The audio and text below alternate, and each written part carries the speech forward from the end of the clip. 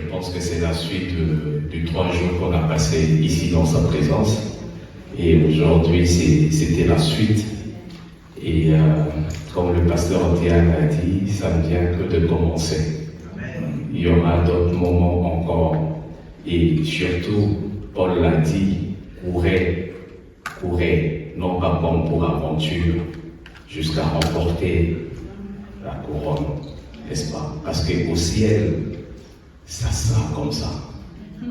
Nous avons intérêt, vraiment, à courir jusqu'à remporter et à rencontrer le Christ le jour de son avènement. C'est important. Et il n'y a que dans sa présence où on se sent, on est tous enfants. Il n'y a que dans la présence de Dieu. Dans la présence de Dieu, il n'y a pas de grands-parents, il n'y a pas de parents, il n'y a pas de grands, petits. Tous, on est enfants. Et durant tout le moment de la louange, les larmes coulaient. C'est pas que je pleurais, c'était la joie. Et j'ai senti cette présence en moi. Amen. Je remercie le pasteur Luc pour cette marque de confiance et de m'avoir désigné. À chaque fois que le pasteur me désigne, il m'appelle, me dit, Maman, veux-tu relever les défis? Et oui, c'est vraiment un défi. C'est vraiment un défi. Heureusement que la grâce est là. Il y a la grâce de Dieu. On ne fait rien par nous-mêmes. C'est Dieu. Et il m'a été demandé de partager la parole samedi aussi. Et quand le pasteur Luc m'avait appelé, j'avais déjà une idée en tête de ce que je voulais partager. C'est ça que je voulais, moi. Et le pasteur Diane m'appelle, est-ce que samedi tu peux apporter une exhortation sur la famille? Je me suis dit, ok, voilà. Je vais parler sur la famille samedi, dimanche. Samedi, ça sera une première partie sur la famille et dimanche, une deuxième partie sur la famille. Je ne vais pas chercher ailleurs. Mais ça, c'était moi. Dieu a ses plans, n'est-ce pas? J'ai choisi parce que pour moi, c'était plus facile de parler d'un thème, de développer un jour et puis le jour suivant, c'était plus facile. Mais en prière, Dieu me dit, dimanche, c'était notre thème. Aujourd'hui, nous allons parler du pardon. Amen. Et quand Dieu choisit un thème, c'est qu'il a senti le besoin de son peuple. N'est-ce pas? Ce n'est pas ma volonté, parce que si ça dépendait de moi, c'était plus facile pour moi de développer un thème et d'en parler, une, deux fois. Mais Dieu a dit, parle du pardon. Et je vais encore emprunter les paroles, le thème de l'année du pasteur Luc, vivre selon le cœur de Dieu. Et aujourd'hui, moi je vais parler du pardon selon le cœur de Dieu.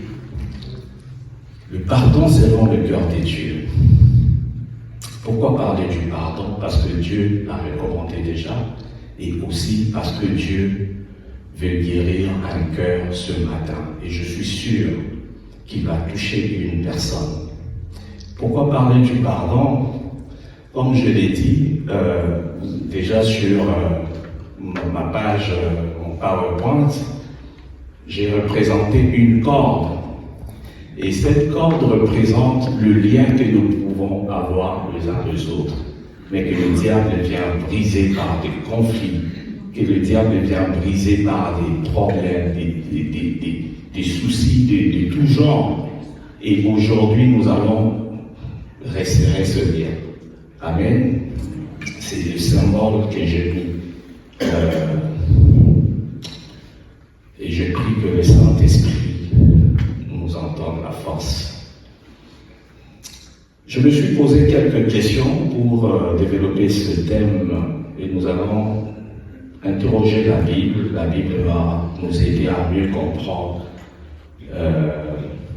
pourquoi nous devons parler du pardon ou pourquoi nous devons pardonner. Nous allons lire Matthieu 18, 21, 22. La Bible dit, alors Pierre s'approcha de lui et dit, Seigneur, combien de fois pardonnerai-je mon frère lorsqu'il péchera contre moi? Serait-ce jusqu'à 7 fois? Jésus lui dit, je ne te dis pas jusqu'à 7 fois, mais jusqu'à 70 fois 7 fois. Ça, c'est énorme. Ça, c'est énorme. J'ai fait mes calculs. 70 fois 7, 490 fois. Ça fait 490 fois. Donc, c'est l'équivalent d'une année, 125 jours. Pendant une année, 125 jours, la personne qui te froisse le cœur, la personne qui t'énerve, vient. Il fait quelque chose, comme je vous ai dit, quelque chose, c'est quelque chose là. Il fait quelque chose aujourd'hui, demain il vient, pardonne-moi. Après-demain. Pendant 490 fois, le nombre de fois que Jésus nous recommande de pardonner, ça prend de la patience. Ça prend de la patience. Ça prend de la tolérance. Le mot pardon tire son origine du mot latin perdonare. Perdonare. C'est-à-dire, si nous coupons le mot pardon en syllabes, nous aurons par et don. Une proposition et un nom. C'est ça qui signifie pardon.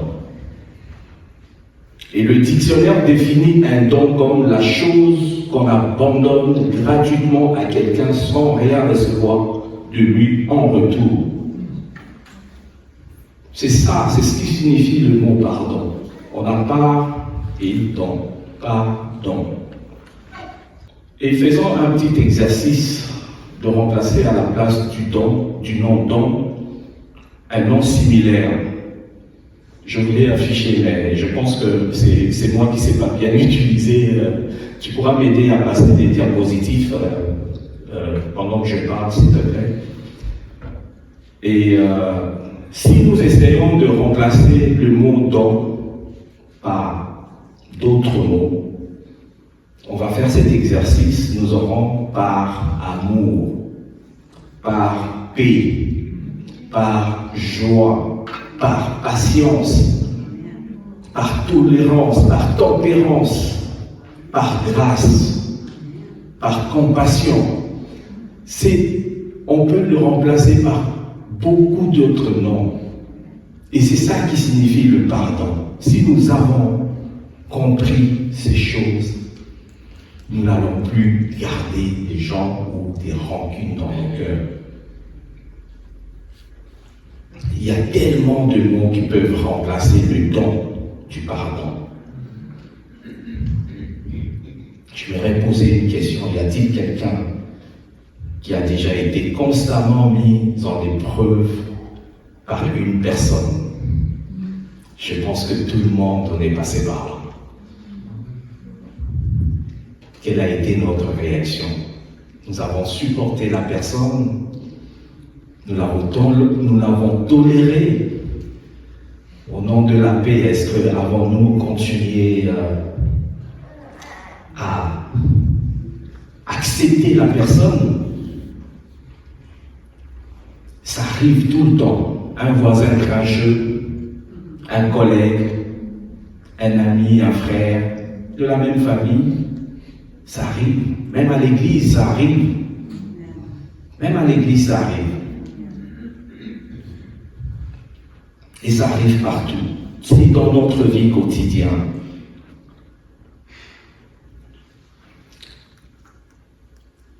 Mais nous allons lire un passage. Ça sera la suite du passage que nous avons lu tantôt, Matthieu 18. C'est que Jésus nous dit par rapport au pardon. La suite, c'est au verset 23 et 35.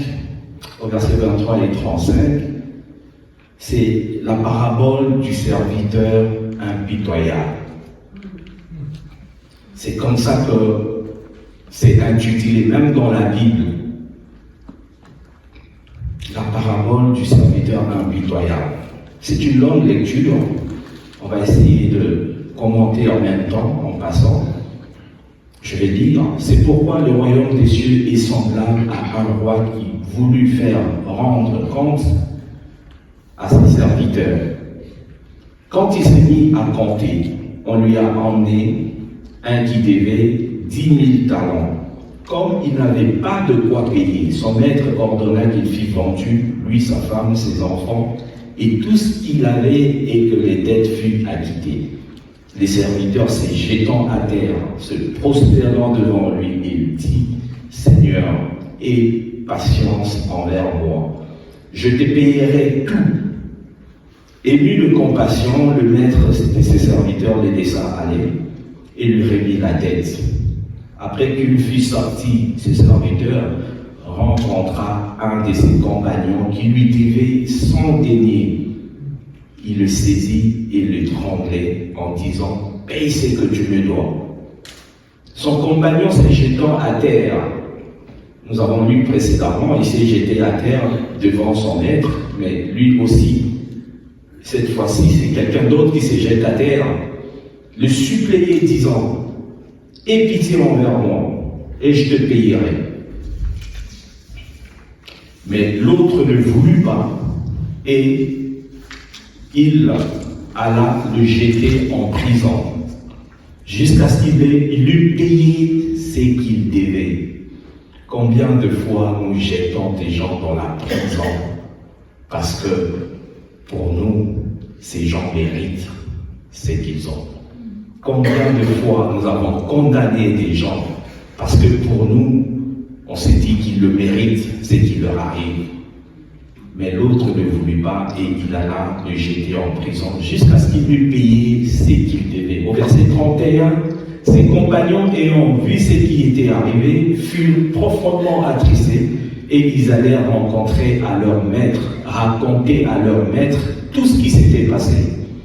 Alors le maître fit appeler ses serviteurs et lui dit, méchant serviteur, je t'avais remis en entier ta dette parce que tu m'en avais supplié. Ne devais-tu pas aussi d'avoir pitié de ton compagnon comme j'ai eu pitié de toi? Et son maître, irrité, le livra au bourreau jusqu'à ce qu'il eût payé tout ce qu'il devait. C'est ainsi que mon Père céleste vous traitera si chacun de vous ne pardonne à son frère de tout son cœur. Ça, c'est la parole de Dieu. C'est la parole de Dieu. C'est comme ça que notre Père céleste traitera si chacun de vous ne pardonne pas son frère de tout son cœur. Nous avons vu un serviteur qui devait à son maître, mais qui a supplié à son maître pour qu'on lui rende, qu'il lui rende sa dette, et le maître le lui a accordé. Mais lui, à son tour, il n'a pas fait pareil. Non, tu me dois. On parle de 100 deniers, mais lui, il devait plus à son maître. Il devait plus à son maître. Si chacun de nous reconnaît que tous nous sommes pécheurs, que tous nous devons quelque chose à Dieu, je ne pense pas qu'on aura de l'amertume envers mon prochain. Amen. Parce que tous nous sommes redevables. Tous nous sommes redevables. Ça, c'est la parole de Dieu. Éphésiens 4, 31, 32, Paul dit que toute amertume, toute animosité, toute colère, toute clameur, toute calomnie et toute espèce de méchanceté disparaissent du milieu de vous. Soyez bons les uns envers les autres, compatissants, vous pardonnant réciproquement comme Dieu vous a pardonné en Christ. Amen. Et c'est une anecdote, ça c'est, je voudrais brièvement parler de moi, ce que j'étais avant de rencontrer Christ. J'étais une personne rancunière. Je ne laissais pas passer des choses aussi facilement. Quand quelqu'un me faisait quelque chose, il faudrait, coûte que je rende le pareil. Je trouvais toujours un moyen de rendre pareil. Je ne laissais pas passer. Mais je me rendais compte que des fois, c'est moi qui en souffrais même plus que la personne qui m'avait causé du tort. Parce que moi, je continuais à méditer le mal, et la personne était tranquille, vivait sa vie comme si de rien n'était. Et j'en souffrais. Il faudrait que je fasse, il faudrait que je rentre. Mais le jour où je rencontrais Christ, je pense que j'ai su que j'étais devenu chrétien parce qu'il n'y avait plus de colère en moi, il n'y avait plus de rancune dans mon cœur. C'est ces jours-là que je suis réellement que Christ avait fait quelque chose dans ma vie. C'était une unité de mesure en moi-même pour savoir si j'étais chrétien. Et lorsque Christ veut vous briser et vous fait passer par des circonstances, c'est des épreuves, et réellement, et évidemment la Bible les appelle des épreuves. Ces épreuves-là, c'est pour prouver réellement si tu as compris la leçon ou réellement si tu as changé par rapport à cette situation. Ouais. Et je suis passé par des moments où je me disais, mais toi, c'est Jésus qui t'envoie m'éprouver. Toi, c'est Jésus qui t'envoie m'éprouver. Et je comprenais tout de suite, j'ai dit non, je ne veux pas me laisser emporter. Non, je n'ai plus de place pour la rancune dans mon cœur. Je n'ai plus de place pour l'amertume dans mon cœur. Au point même, il y en a qui vous diront non, mais vous êtes trop large. Non, je ne suis pas large. C'est la parole de Dieu. Je suis pécheur comme lui. J'ai aussi besoin de la grâce de Dieu. Si je ne pardonne pas, Dieu ne va pas non plus pardonner mes péchés. C'est donnant, n'est-ce pas? Dans Colossiens 3, le verset 12 à 13, ainsi donc, comme les élus de Dieu, saints et bien-aimés, revêtez-vous d'entrailles, de miséricorde, de bonté, d'humilité, de douceur, de patience. Ça, nous avons lu tantôt. Le pardon que Christ nous enseigne ne doit pas seulement être conditionné lorsque la personne avec qui vous avez indifférent vient vers vous pour demander pardon. Vous pouvez aussi faire le pas vers cette personne. Nous n'allons pas seulement attendre que la personne vienne vers nous. Tu dois me demander pardon. Non, ce n'est pas ce pardon que Dieu nous enseigne. Non. Ce n'est pas ce pardon que Dieu nous enseigne. Christ nous dit de pardonner. Même si la personne ne vient pas vers nous, ne gardons pas l'amertume, ne gardons pas la rancune dans nos cœurs. Amen. Et imaginons Christ à la croix, sur la croix, après avoir subi toutes les humiliations, les mains percées, une couronne d'épines sur la tête, ayant soif, et à la place on nous donne du vinaigre, étant entouré de toutes les personnes envers qui il a manifesté de l'amour, il a fait des miracles. Pourtant, il était là sur la croix, en train de souffrir. Et dans cette douleur, il a fait une prière. Père, pardonne-leur, car ils savent ce qu'ils font. Malgré ces humiliations, ce sont les mêmes personnes qui l'ont causé du tort, ce sont les mêmes personnes qui l'ont crucifié. Pardonne-leur car ils savent ce qu'ils font. Par là, j'aimerais juste dire qu'il y a certaines personnes qui nous font du tort par ignorance. Par ignorance, tout simplement. Et si nous nous attelons sur ces personnes, c'est nous qui allons nous faire du mal, unité-nous. Parce que la personne vit sa vie comme si de rien n'était, comme je l'ai dit dans mon témoignage. Certaines personnes qui te font du mal par ignorance, ils ne savent même pas qu'ils t'ont fait du mal.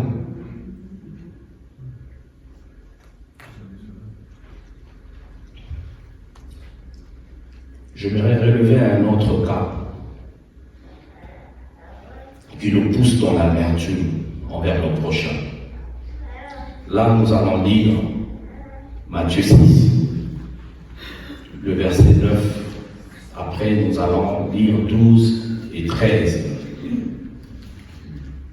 C'est la prière que nous connaissons tous à cœur. Notre Père qui es aux cieux. Jésus dit, voici donc comment vous devez prier. Notre Père qui es aux cieux, que ton nom soit sanctifié. C'est la prière que nous maîtrisons, que nous connaissons tous à cœur. Je vais sauter, je vais lire le verset 12 et le verset 13. Pardonne-nous nos offenses, comme nous pardonnons aussi à ceux qui nous ont offensés. Ne nous induis pas en tentation, mais délivre-nous du malin. Là, il y a une troisième personne qui se rajoute dans le conflit. Le malin. Le malin. Tu as un problème contre ton prochain. Sache que le malin vient se rajouter dans le conflit. Voyez-vous, juste après le pardon, Christ parle du malin. Il dit, ne nous soumets pas à la tentation. Et puis juste après le verset suivant, ne nous induis pas en tentation, mais délivre-nous du malin. Le malin, c'est cette voix subtile qui vient nous souffler à l'oreille. Lui encore. Il ne mérite pas ton pardon. Il en a déjà trop fait. Pas cette fois-ci. C'est toujours la même personne. Il ne changera jamais. Ça, c'est la voix du malin qui nous parle. Chaque fois qu'on a un conflit, je ne sais pas vous, mais moi, ça m'arrive. Il ne faut même pas écouter ses excuses. Il n'est pas sincère, des fausses excuses. Tu es trop naïf. Tu acceptes tout. Tu es trop bon, trop large.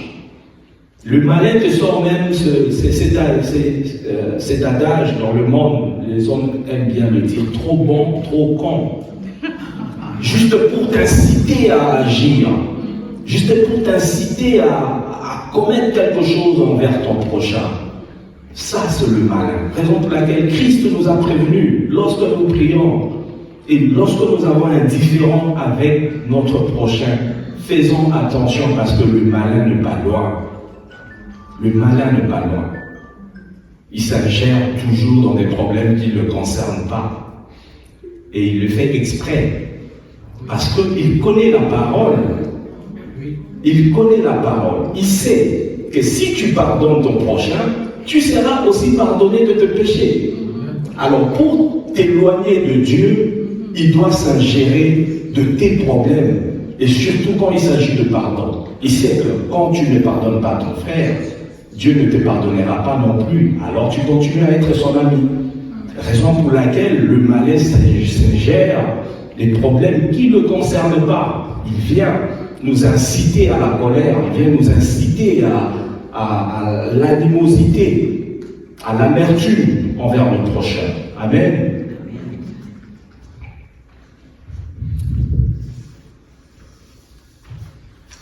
Et faisons attention aux malins. Mais la Bible dit dans Jacques 4, le verset 7 à 8, soumettez-vous donc à Dieu, résistez au diable et il fuira loin de vous. Approchez-vous de Dieu et il s'approchera de vous. Nettoyez vos mains, pécheurs, purifiez vos cœurs, hommes irrésolus.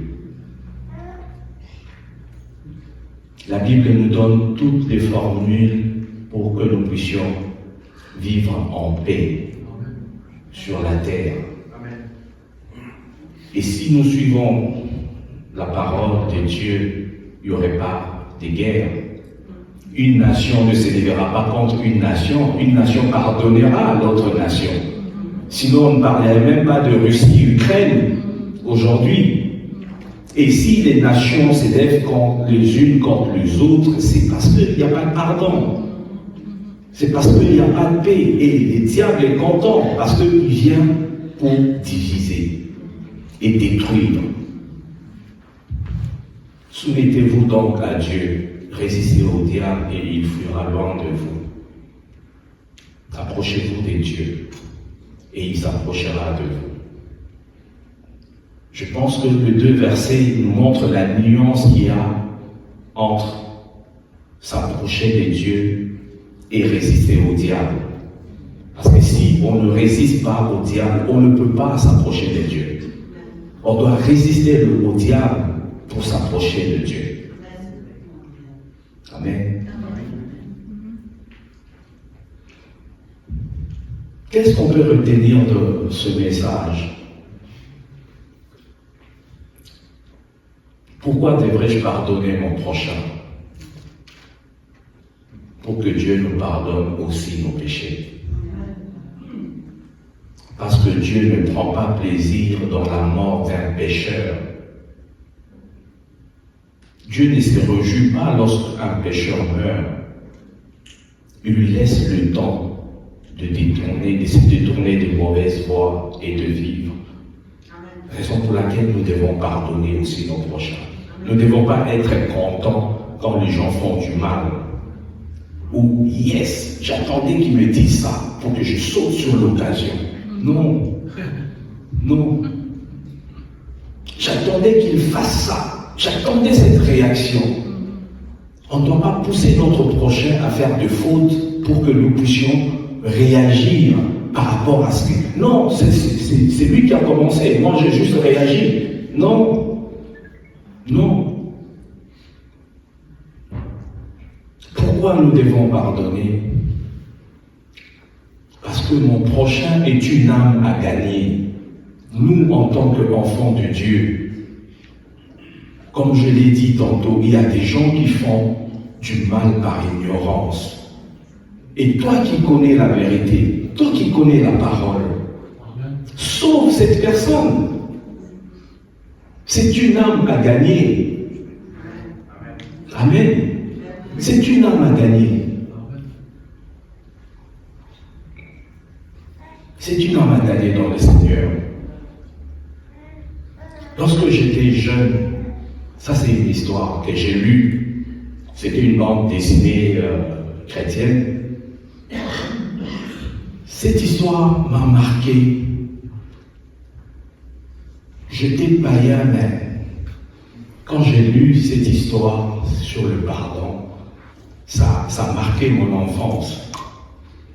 Le pardon d'un croyant. Il s'est passé dans un village un père qui a reçu la visite de son fils qui allait devenir prêtre. Vous savez, c'était une fierté de la famille. Il est venu rendre visite pendant ses vacances. Pendant qu'il passait ses vacances dans son village, il y a un groupe de rebelles qui est venu dans ce village. Ils sont venus piller le bien du village. Et en pillant le bien, ils ont tué tous ceux qui trouvaient sur leur passage, entre autres le fils du père qui devait devenir prêtre. C'était toute la vie, c'était un peu ôter la vie et au fils et au père en même temps, parce que c'était sa fierté. Son fils qui voulait devenir prêtre, le rebelle l'a tué. Il est parti. Il est parti. Ce père est resté en deuil toute sa vie. Toute sa vie, il priait, Père, rends à celui qui a fait ça à mon fils au centime, qu'il ne trouve pas la paix, qu'il ne trouve pas. Il priait, c'était un chrétien, il priait que Dieu rende au centime à celui qui a tué son fils. Comprenez, donc il priait la mort, il souhaitait la mort à ce rebelle. Des années passées, le même rebelle, fuyant l'armée qui avait réagi contre la rébellion, en fuyant, il est revenu dans le même village pour chercher refuge. Et le père s'est retrouvé devant l'assassin de son fils. Et pendant ces temps, il a reconnu l'armée arrivée. Le rebelle était à genoux, il dit, ne me laisse pas tomber. Ne me laisse pas tomber. Et le père avait deux possibilités. Soit le tuer lui-même, ou le livrer entre les mains de l'armée. Il était là, il pleurait. Il dit, non, sauve-moi. Tu es mon seul espoir. Si tu me laisses tomber, je suis mort. Du reste, tous mes amis de la rébellion, l'armée les a tués. Je suis le seul survivant. Le père était là en tant que chrétien. Il a pris le vêtement de son fils prêtre, il a déguisé le rebelle. Il a déguisé le rebelle. Et lorsque l'armée est venue faire du porte-à-porte, il est entré. Tu es seul dans la maison? Oui, je suis seul avec mon fils prêtre. Ah, l'armée, ils sont sortis, ils sont partis. C'était le pardon d'un croyant. Et ce jour-là, le rebelle a donné sa vie à Jésus. Il dit, je veux devenir prêtre comme ton fils voulait devenir. Et ce jour-là, ce père n'a pas seulement gagné un fils, mais il a aussi gagné une âme dans le Seigneur. C'est que le pardon peut nous apporter, n'est-ce pas? C'est que le pardon peut nous apporter. Et ce matin, j'aimerais vraiment nous inviter, si nous avons de l'amertume envers des gens autour de nous, dans la famille, nos voisins, nos collègues, ce matin nous allons prier. Que Dieu nous en délivre, parce que pour nous, ce sont des âmes. Ce sont des âmes gagnées. Ce ne sont pas seulement des personnes qui nous font du mal, non, c'est aussi des âmes à gagner. Et nous, notre attitude en tant que chrétiens, c'est de prier pour que la paix revienne, surtout dans nos familles, que la paix revienne dans l'Église. Et le manque de pardon peut rendre malade. Ça peut rendre malade. Il y a des gens qui ont des problèmes d'ulcère d'estomac parce que non, tu ne sais pas qu'est-ce qui a occasionné. Et le manque de pardon, ça peut même tuer. Ça peut même tuer. Ça peut pousser au suicide, le manque de pardon. Et nous en avons vraiment besoin. dans notre assemblée, dans nos familles, dans nos pays. Nous en avons besoin. Aujourd'hui, le monde se déchire parce qu'il n'y a plus de pardon. Et le diable le fait exprès pour nous éloigner de Dieu. Et si nous voulons nous approcher encore davantage ce matin devant Dieu, nous sommes tous debout dans la prière. Nous allons nous lever, nous allons prier. Que Dieu nous aide à libérer nos cœurs. Que Dieu nous aide à nous débarrasser de tout ce fardeau qui nous empêche de nous approcher de lui. Nous sommes en prière. Et si quelqu'un particulièrement qui veut qu'on prie par rapport à une situation, par rapport à quelque chose qui le tient à cœur, vous pouvez vous rapprocher ici, le pasteur Diane va prier. Et nous sommes dans la prière. Oh Jésus. Merci Seigneur notre Dieu pour ta parole ce matin.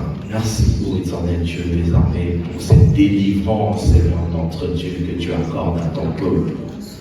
Merci ô éternel Dieu des armées pour ce cœur, ce nouveau cœur que tu nous donnes encore ce matin Seigneur envers nos prochains. Nous voulons nous approcher davantage de toi. Nous voulons nous approcher davantage de ta maison, ô éternel Dieu des armées. Oui, Seigneur notre Dieu, agis encore dans nos vies. Agis dans la vie de mon frère, agis dans la vie de ma soeur, agis dans nos familles, dans nos pays, dans nos nations, agis dans nos royaumes, Seigneur notre Dieu. Que la paix, ta paix revienne, cette paix qui surpasse toutes choses, oh Dieu. Oh Jésus. Merci Seigneur notre Dieu. Merci Dieu. J'avais jamais compris que pardon, par grâce, j'avais jamais compris ça. Merci Seigneur. Pardon, c'est un don qu'on fait quand on pardonne. Wow. Merci Seigneur. Amen. Est-ce que nous sommes bénis? Est-ce que la parole nous a bénis ce matin? Alors, est-ce que nous sommes bénis ce matin? On va plus voir le pardon comme si c'était une punition, mais nous avons le cœur de Dieu. Dieu pardonne, nous aussi on pardonne. Amen.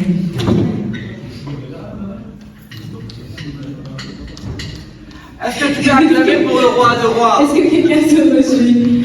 Amen. Est-ce que tu peux applaudir? Est-ce que tu peux applaudir? Amen.